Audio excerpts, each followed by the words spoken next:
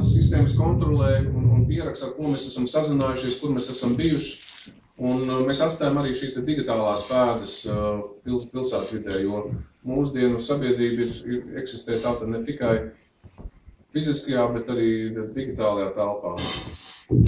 Un ar stereoskopisko attēlu šo te kā neredzamo, ko mēs nevaram sataustīt vai sajust, es esmu mēģinājis viņu kā padarīt to caur šo iedomu tēlu, kur ir gan visādas nejaušības un kolīzijas.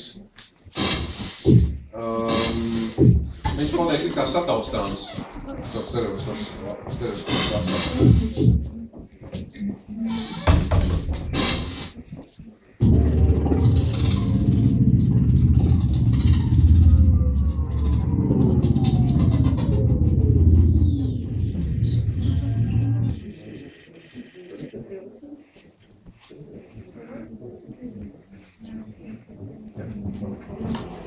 Man jāaiziet tur, jāparunājas ar tevi.